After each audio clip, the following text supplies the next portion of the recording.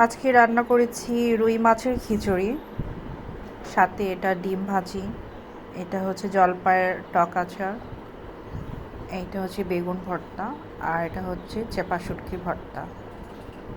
তো এখন টেস্ট করে দেখি কেমন হয়েছে।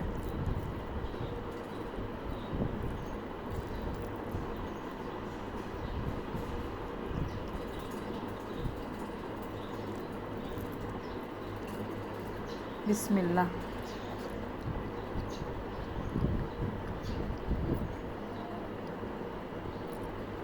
অনেক মজা, শুটকি ভর্তাটা অনেক মজা হয়েছে। সাথে কাঁচা পেঁয়াজ আর শুকনো মরিচে বেগুন ভর্তা, অনেক টেস্ট। আর এই রুই মাছের খিচুড়িটা আমি রান্না করেছি মুরগির মাংস বা গরুর মাংস দিয়ে খিচুড়ি যেভাবে রান্না করে ঠিক সেভাবেই আমি মাছের খিচুড়িটা রান্না করেছি।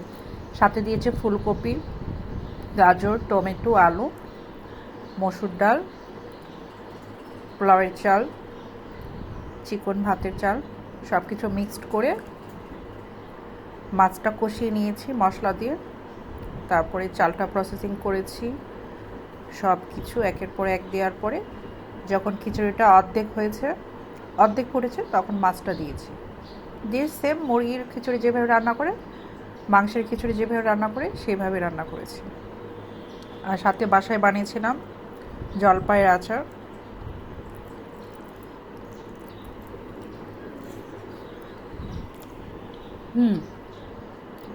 জলপাই আচারটাও দারুণ হয়েছে।